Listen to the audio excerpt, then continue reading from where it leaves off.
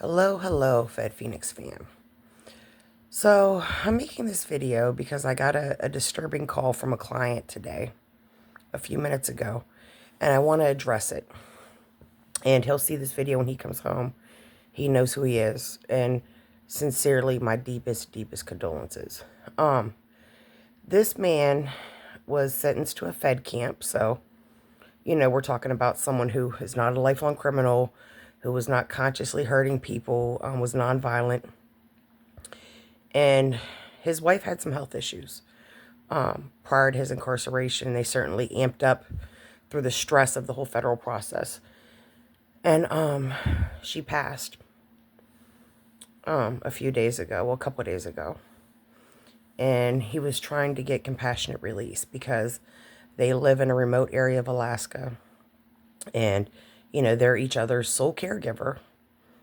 And she was in very dire medical straits. And he wanted to be present so that if she passed, he obviously could be with her. But more so to help her fight the fight to not pass. And he did say something that was incredibly profound to me. And I want to share it with you. So, when I was incarcerated, compassionate releases were considered a unicorn type of thing, right? They pretty much never happened, with very few exception. I mean, there were people whose, again, nonviolent, victimless crimes, people with no notable criminal history. There are people whose children were put into the system to face God knows what abuse and neglect for months or years during their incarceration, because their sole parent was incarcerated, the sole present parent was incarcerated. There were people who were terminally ill with cancer, not going to live, and they weren't granted compassionate release to receive reasonable medical care as free people, and to be with their loved ones in their final days.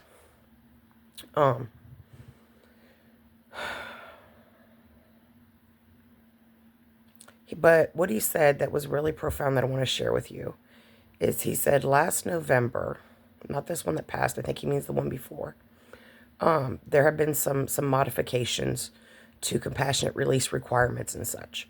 One of which is you no longer have to go through the entire administrative remedy process before you go to your judge. And I think you used to be able to go directly to the judge if you wanted to, but pretty much all the federal judges would turn you around and say, do the admin remedy process first, which more often than not is beating a dead horse, and it's very time consuming. I think for my admin remedies, the process from beginning to end spanned about a year. And a lot of these situations, a year is a time frame that people just don't have once they get to the point they're filing for compassionate release. But he said last year, after these new guidelines for compassionate remedies, compassionate releases were implemented, 70-something% of CRs filed were granted, which is shocking in the best of ways. I mean, it's amazing.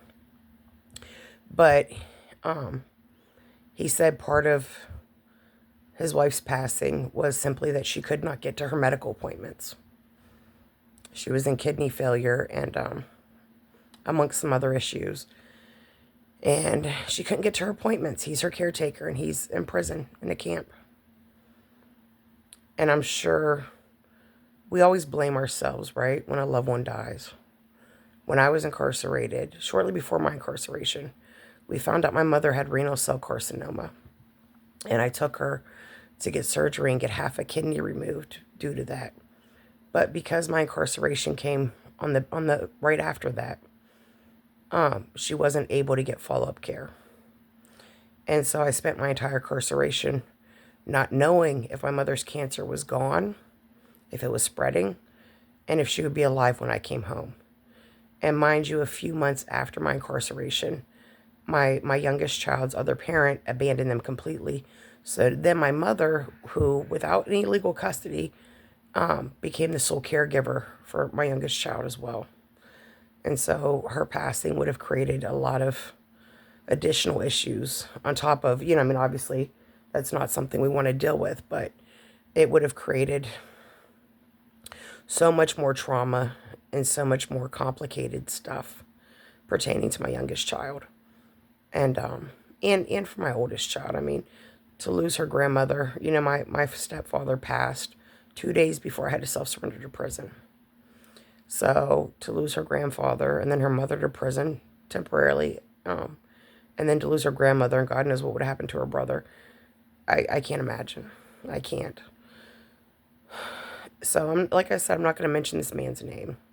I'm going to respect his privacy. But my deepest condolences go to him. He said one of the things that kind of went awry with his motion for compassionate release is he had hired lawyers to do it, or had his public defender doing it for him. And the person or persons kind of dragged their feet for a month. And had that not happened, he may have gotten it and it been granted by now. And he may have been able to be with her at the end. He said they're not having a funeral, but they'll have, like a service when he comes home from prison. And it breaks my heart, truly. I think for me, secondhand, the hardest of these kind of situations that I encountered was watching women lose their mothers while they were incarcerated, especially because it was such a huge fear of mine at the time, a huge, very legitimate fear. And when you hear someone at the phones, a strong, scrappy person, a vibrant person, screaming because they just found out their mother died and they couldn't be there and they didn't get to say goodbye.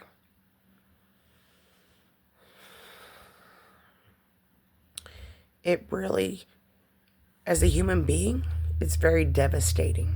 So even though it's not you in their shoes in the moment, it's absolutely terrifying to think it could be you.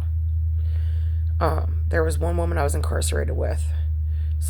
And her mother passed while she was incarcerated, but her family kept that a secret from her because they knew that mentally and emotionally she would not be able to handle it. And they felt that it was better for them to deal with that.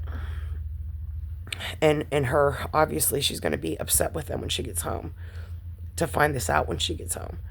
But at least in that environment, she would have the support of her family to help her get through it. And sorry, this is not an easy thing, right? We're all humans. And as much as I'm a very matter-of-fact, tough love person, I'm also a bit of an empath, And it's really tragic to me that people who could have easily been sentenced to alternative sentencing, home confinement, strict probation, whatever, and it would have been a suitable, adequate punishment for their crimes. And it would have spared them and those they love such unthinkable harm and suffrage and trauma. But instead, it was no, you go to prison. I don't think sending people to prison as a knee-jerk reaction to a conviction makes sense in a lot of situations, particularly for people that are not repeat criminals, people that are not violent in any way, people that have people in the free world who greatly depend on them, on their presence, as a means of survival, or people that just need to be free, to access proper medical or mental health services for their own safety and stability or whatever. It really is, it kind of shakes me to my core sometimes, these situations. And it's tragic, and it's inhumane, and it's gross, and it's unexcusable, quite frankly. Although there have been changes made in recent years to federal law and stuff, that have been, some that have been beneficial, like FSA and that kind of thing.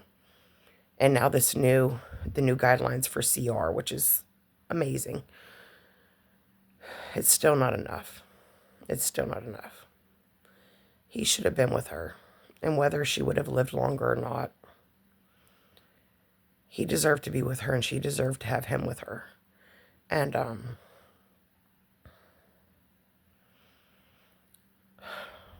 it's really unfathomable. So I make this video to say that if you are going to be incarcerated in the federal prison system, if you have a loved one who's incarcerated in the federal prison system, and you think you may or they may qualify for compassionate release, or maybe you've tried before and it hasn't worked out, which was pretty normal up until a year ago, pretty expected, please look into compassionate release guidelines. Please do not hesitate to petition your judge for this. If you're a person who cannot afford legal counsel and your public defender has no interest in doing extra work for you after your sentencing, you can literally write your judge a letter saying, this is my official motion for compassionate release, and this is the basis, that I feel I'm eligible. And, and there are always people in the prisons that, you can pay, if you have the ability, but you can't afford a free world lawyer to file motions for you and things. But my heart is very heavy tonight on this Christmas Eve, knowing that a couple of days ago, my friend lost his wife, and it shouldn't have happened the way that it did. So,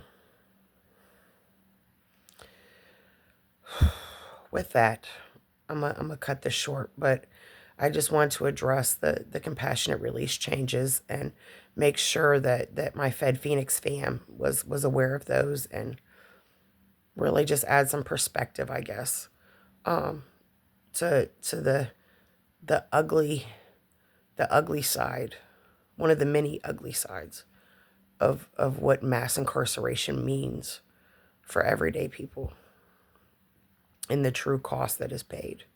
That is far more severe than any sentence that's disproportionate to any whatever their conviction was. And a lot of these situations are easily avoidable with alternative sentencing.